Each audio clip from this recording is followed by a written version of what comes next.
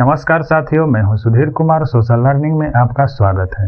दोस्तों, हमारे देश के पश्चिम बंगाल राज्य में एक ऐसी घटना घटी है जो पश्चिम बंगाल को ही नहीं बल्कि पूरे देश में एक सुर्खियां बनी हुई है। और इस घटना को जो भी सुन रहे हैं वह बहुत ही आश्चर्यचकित हैं। दोस्तों, यह घटना पश्चिम बंगाल राज्य के राजधानी कलकत्ता में घटित है। वहाँ एक मेडिकल कॉलेज है, Radha Govindkar medical college and hospital की यह घटना है। उसमें ही एक महिला डॉक्टर थी और उसी में स्टडी भी करती थी और वहाँ ट्रेनिंग भी करती थी। और उस ट्रेनिंग के दौरान ही एक ऐसी घटना घटी है जो पूरे देश को झकझोर कर रख दी है, क्योंकि इन महिला डॉक्टर के साथ ऐसी घटना घटी है।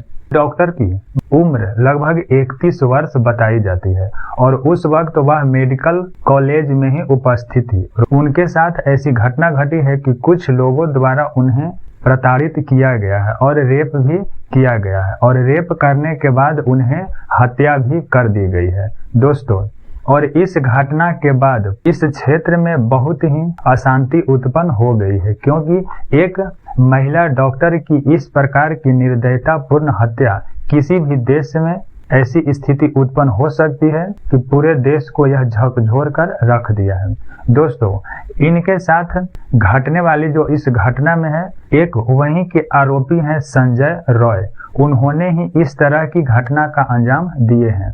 यह एक ऐसे व्यक्ति हैं जो लगभग 34 वर्ष की उम्र है इनकी, लेकिन इन्होंने 4 शादियां किए हैं और उन्हें अपनी सभी पत्नियों के साथ इनका अच्छा संबंध नहीं है। हमेशा लड़ाई झगड़ा होते रहती है, जिसके कारण इनके साथ कोई भी संबंध नहीं रहता है। और यह एक ऐसे व्यक्ति हैं जो खुद को पुलिस वाले बताते हैं, लेकिन यह वास्तव में पुलिस वाले नहीं है, लेकिन फिर भी पुलिस की वर्दी पहनकर हॉस्पिटल के आसपास ही घुमा करते थे और इन्हें लोग पुलिस वाले ही समझते थे। और इस हॉस्पिटल में किसी भी व्यक्ति को ट्रीटमेंट कराने में अगर दिक्कत होती है तो उनसे पैसे लेकर उन्हें ट्रीटमेंट कराते थे। यदि किसी मरीज को बेड नहीं मिलती थी तो उन्हें भी पैसा लेकर बेड मुहैया कराया करते थे और इसी क्षेत्र में रहा करते थे। और यह कई वर्षों से इस तरह की कार्य किया करते थे, जिनके कारण उन्हें कई लोगों से कांटेक्ट थी, जिससे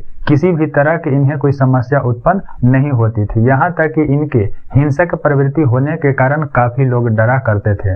व्यक्ति को इस हत्याकांड और रेप का मुख्य आरोपी बनाया गया है, लेकिन जब डॉक्टर ने इस हत्या के बारे में जानकारी प्राप्त करना शुरू किए तो डॉक्टर लोग का कहना है कि यह एक व्यक्ति के द्वारा किया गया कार्य नहीं है, बल्कि यह कई इनके साथ और भी व्यक्ति हो सकते हैं, जिसके कारण इस रेप को रेप नहीं बल्कि गैंग रेप कहा जा सकता है, क्योंकि एक से अधिक व्यक्ति हैं, लेकिन उन लोगों को अभी किसी तरह का खुलासा नहीं हुआ है। और इसी कार्य को लेकर के सभी डॉक्टर्स लोग हड़ताल किए हुए हैं कि यदि हम लोग ही सुरक्षित नहीं होंगे तो हम किसी और को सुरक्षा कैसे प्राप्त कर सकते हैं। हमारे साथ कार्य करने वाली एक महिला डॉक्टर के साथ इस तरह की कृत्य किया गया है तो हम लोग कहां से सुरक्षित रहेंगे। और सभी डॉक्टर्स लोग ने मिलकर या जूनियर डॉक्टर्स ने भी सभी मिलकर सरकार से यह अनुरोध किए हैं कि मुझे भी सुरक्षा की गारंटी